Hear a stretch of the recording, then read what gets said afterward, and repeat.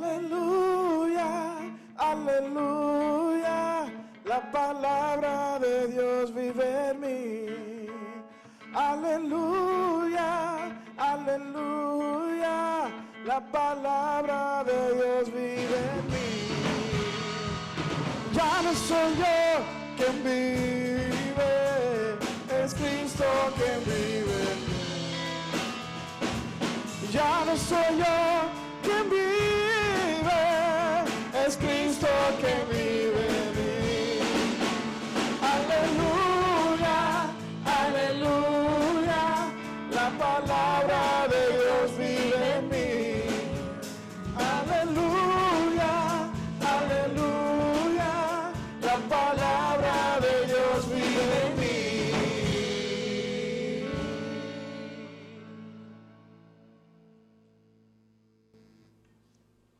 El Señor esté con ustedes.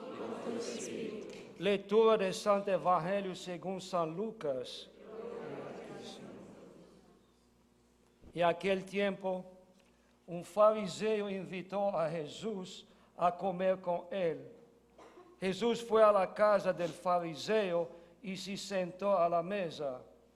Una mujer de mala vida en aquella ciudad, cuando supo que Jesús iba a comer ese día en casa del fariseo, tomó consigo un frasco de alabastro con perfume, fue y se puso detrás de Jesús y comenzó a llorar, y con sus lágrimas bañaba sus pies, los enjugó con sus cabelleras, los besó y los ungió con el perfume.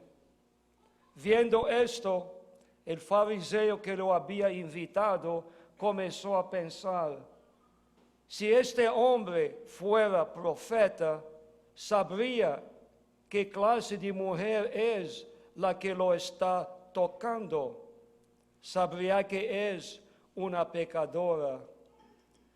Entonces Jesús le dijo: Simón, tengo algo que decirte.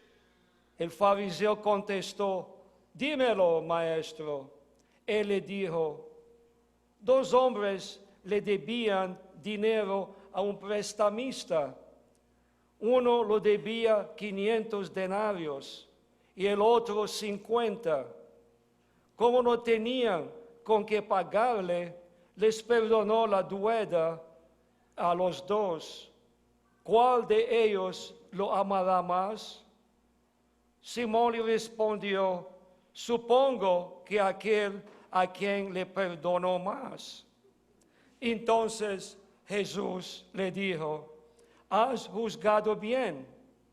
Luego, señalando a la mujer, dijo a Simón: ¿ves a esta mujer?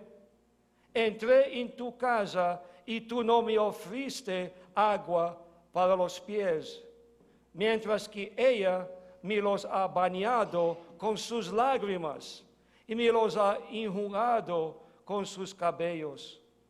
Tú no me diste el beso de saludo. Ella, en cambio, desde que entró, ni ha dejado de besar mis pies. Tú no ungiste con aceite mi cabeza. Ella cambió, me ha ungido los pies con perfume. Por lo cual yo te digo, sus pecados, que son muchos, le han quedado perdonados, porque ha amado mucho. En cambio, al que poco se le perdona, poco ama. Luego le dijo a la mujer: tus pecados te han quedado perdonados. Los invitados empezaron a preguntarse a sí mismos: ¿quién es este que hasta los pecados perdona? Jesús le dijo a la mujer: tu fe te ha salvado, vete en paz. Palabra del Señor. Gloria a ti, Señor Jesús.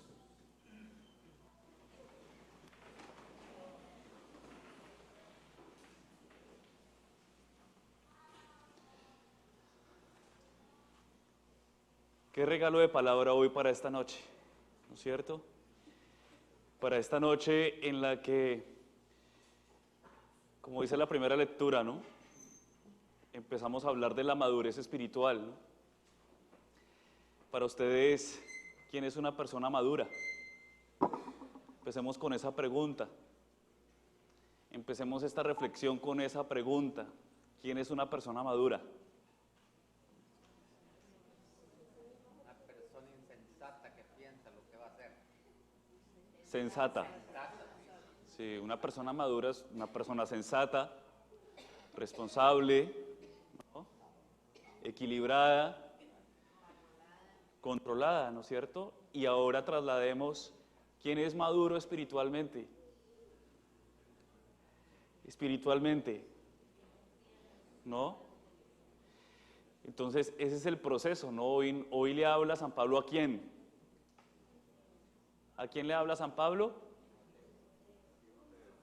¿Sí? No, y le habla particularmente a Timoteo, un joven, ¿no? Dice, no temas que se burlen de ti porque eres joven, ¿sí? Pero que tu coherencia de vida, que tu testimonio de vida sea lo que convenza realmente, ¿no?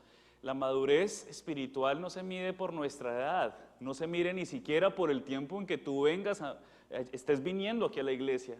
La madurez espiritual no se mide cronológicamente, la madurez espiritual se mide en la medida que tú abras tu corazón al Señor. Decía San Agustín, ¿sí? La medida del amor es amar sin medida, ¿no? La medida del amor es amar sin medida. Allí se mide la madurez de tu vida espiritual, en la medida que tú te dispongas simplemente a dejarte amar y amar a los demás. ¿Cuántos adolescentes de 70, 50 años no tenemos en nuestra casa? ¿Cuántos adolescentes de 80, 100 años no tenemos en nuestra casa? Y me refiero a adolescentes porque el adolescente hace lo que quiere, aunque todo el mundo le esté diciendo que tiene que ir por el otro lado, por el otro del camino. El adolescente quiere ser rebelde, quiere hacer lo que sus instintos, su pensamiento, su voluntad decide o no. Fuimos adolescentes en un momento, ¿no? Y sabemos lo que es cuando nos controlan, ¿sí? Nos ponen límites, pues uno quiere pasar esos límites, pero muchos nos quedamos en esta etapa espiritual de la adolescencia en la que nos dicen lo mismo, pero queremos hacer lo que queremos, sin importar que tal vez eso que estamos haciendo está dañando, está hiriendo, está ofendiendo, no solamente a Dios, sino que está cargando a los que están ahí a tu lado. Y por eso hoy el apóstol San Pablo le habla a un joven, pero un joven que no solamente por su edad, sino porque un joven que realmente le abrió su corazón al Señor, y ahí es donde entra realmente la madurez espiritual. Si hay algo que yo me cuestiono siempre es que ¿por qué la gente buena no viene a misa? Porque llegamos aquí los más complicados, ¿sí? Pero llegamos aquí los más complicados, como la mujer adúltera, la mujer que en el Evangelio hoy de San Lucas, ¿sí? Si escucharon bien, hoy habla la mujer decía de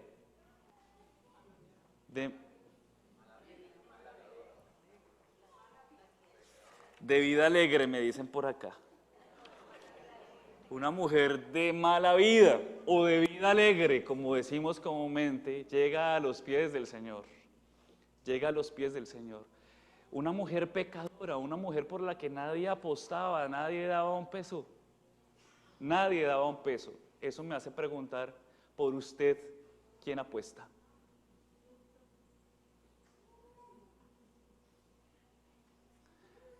¿Por usted quién apuesta? ¿Su marido?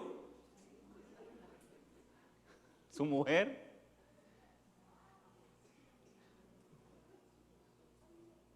¿Sus hijos?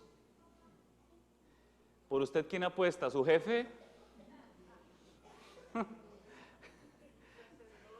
¿Sí? Este texto nos revela que sí hay alguien que apuesta por nosotros a pesar de lo complicados que somos, y es el Señor. Dios ha apostado por nosotros, por eso usted y yo estamos hoy aquí.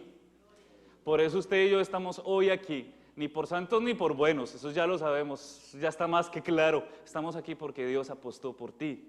¿Por qué apostó por ti? Ni idea, toca que le pregunte al Señor. ¿Sí? ¿Por qué apostó por usted? Ni idea. Yo también me pregunto lo mismo, ¿por qué apostó por Él? ¿Sí? Porque nos ama. Porque nos ama. Ni idea por qué lo hizo, pero porque nos ama.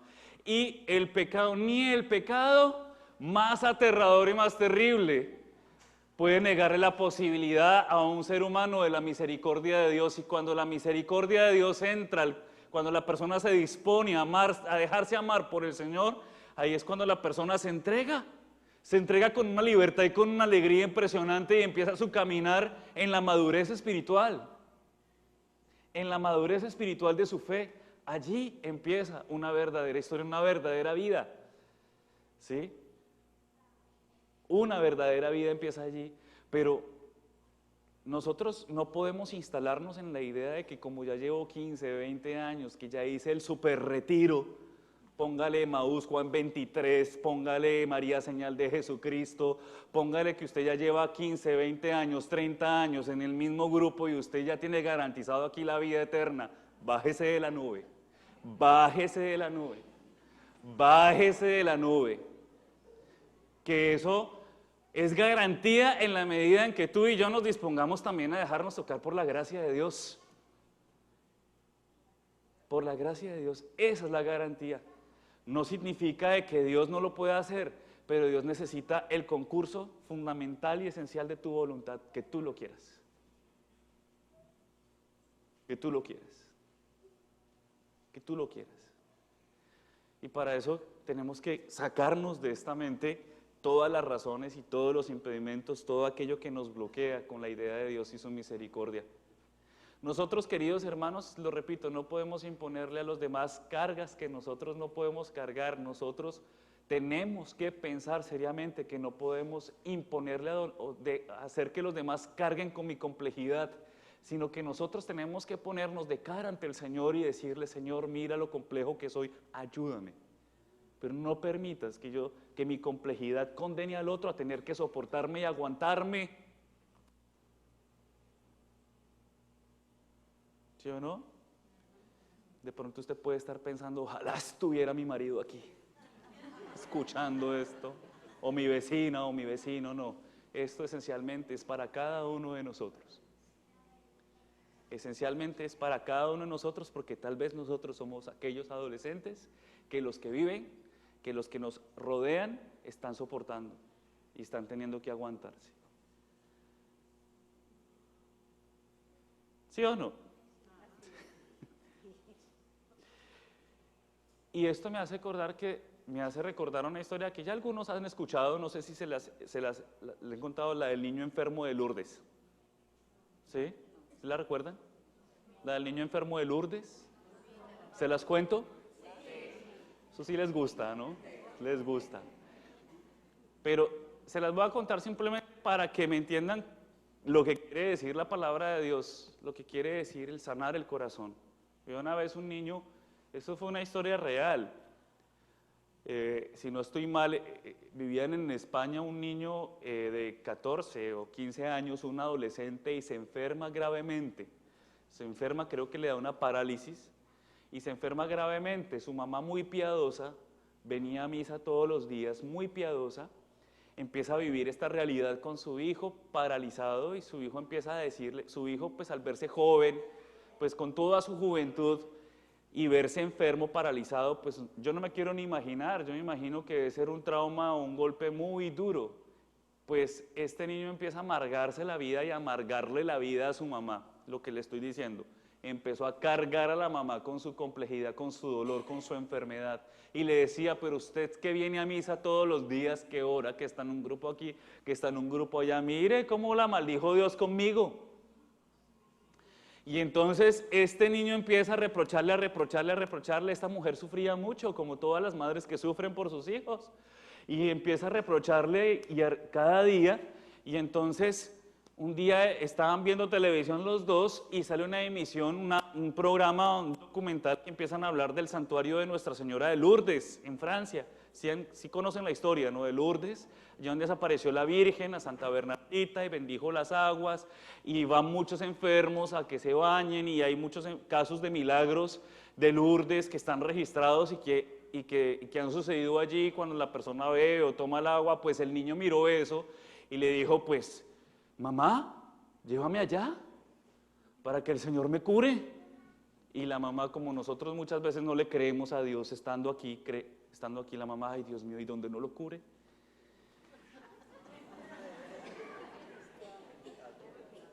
Pues se me va a amargar más el muchachito, ¿no es cierto? Y entonces resulta que el niño, dele y dele la cantaleta, lléveme a Lourdes, que la Virgen me va a sanar, que me va a sanar, que me va a sanar, y la mamá tratando de no llevarlo a Lourdes, hasta que finalmente dijo, bueno, está bien, lo voy a llevar a Lourdes, pero la mamá estaba en una angustia y en una crisis de nervios, porque donde la Virgen no sanara a su hijo iba a amargarse peor que nunca. Entonces tenía mucho temor y mucho miedo. Llegan a Lourdes, ¿no? Los que ya conocen la historia se la recuerdo. Y llegan a Lourdes, primer día, no hubo milagro. Segundo día, no hubo milagro.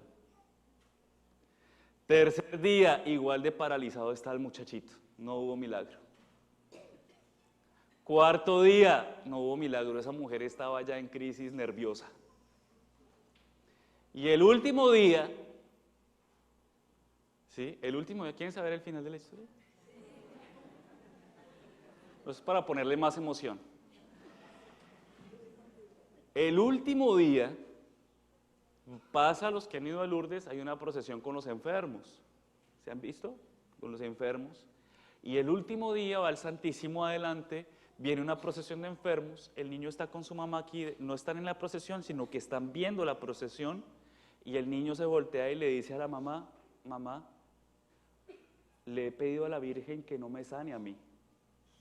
Mamá, le he pedido a la Virgen que sane a esos jóvenes que están allá, que están más enfermos que yo.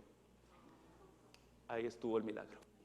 Porque este muchachito dejó de ver sus sufrimientos para empezar a ver y a entender que habían otros que sufrían peor que él. Señor lo sanó no de su parálisis física, sino de su parálisis espiritual, lo sanó de sus egoísmos, lo sanó de verse a sí mismo, de pensar solamente en él, de saber que lo sanó de su egoísmo, de saber que no es solamente lo que a él le complacía, sino también de pensar que su mamá y las personas que lo rodean no merecían su amargura, no merecían, ¿sí?, ser ofendidos y ser heridos por una amargura. El Señor lo sanó de su egoísmo. El Señor le dio la gracia, el milagro de amar, de amar, de amar. Ahí estuvo el milagro. El milagro no es solamente físico, no es solamente físico. ¿Cuántos de nosotros no venimos aquí clamándole al Señor por milagros físicos? Pero pocos de nosotros le pedimos al Señor realmente la gracia de dejar de ser egoístas y dejar de pensar tanto en nosotros mismos y dejarnos tocar por su gracia. Allí entra la madurez espiritual, no en cuánto tiempo, cuántas horas lleves, ¿sí?, clamando por lo mismo, sino en ese segundo en el que le permites a Dios ser Dios en tu vida, en ese segundo de tu vida, allí empiezas tu caminar espiritual, tu madurez espiritual, porque has entendido y has comprendido que Dios te ama. Ahí en ese segundo. ¿Cuántos de nosotros nos llevamos aquí caminando y llega uno ahí en 5 minutos y se arrebató la gracia y uno dice, pero Señor, ¿no? Y por eso este texto del Evangelio me parece tan hermoso, porque estamos reflejados ahí en esa mujer adúltera, en esa mujer de ¿cómo es que es, Vicky? Esa mujer de vida alegre, entre comillas, alegre, porque alegre de qué, ¿sí? Allí, a los pies del Señor, esta mujer enjugó sus pies con sus lágrimas.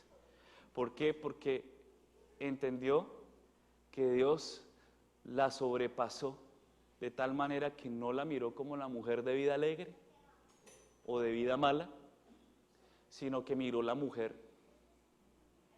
Miró la mujer y la dignificó. ¿Cuántas veces, por eso digo, quién apuesta por nosotros? Y seamos francos, seamos honestos. Muchos de nosotros, por nosotros nadie da un peso. ¿Cuántas veces hemos venido aquí y hemos venido con esa sensación, ese sentimiento de que nadie da un peso por mí? Nadie lo da. Pero Dios aquí se lo está apostando y se lo va a apostar hasta el final de tu vida. Si creas o no lo creas, Dios se lo apuesta, Dios se lo concede y Dios se lo da. Se lo apostó. Y ese es Dios. Y cuando uno descubre ese Dios que se apostó, se lo apostó por mí, siendo tan complejo y tan malo, uno dice, Dios mío, ¿cómo no corresponder ese amor y esa misericordia de Él? ¿Sí o no? Eso nos tiene que conmover, eso nos tiene que sensibilizar, eso nos tiene que alegrar, eso nos tiene que conmover, eso nos tiene que mover las entrañas, nos tiene que mover el corazón. Nosotros no podemos acostumbrarnos a escuchar la palabra de Dios y a decir, esto no es para mí, esto es para mi vecino, no, esto es para mí. Y eso me tiene que conmover tan profundamente que cuando yo me doy cuenta de ese amor del Señor, yo me entrego sin medida, porque nadie me va a amar como Él me ama.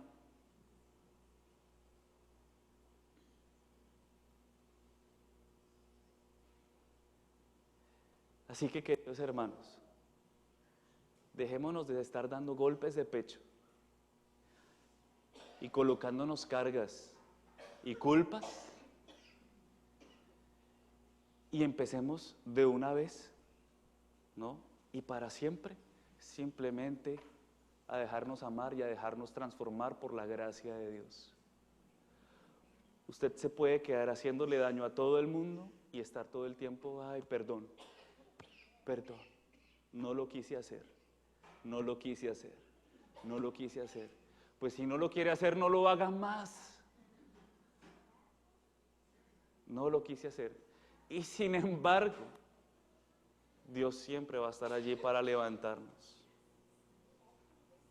Dios siempre va a estar allí para levantarnos.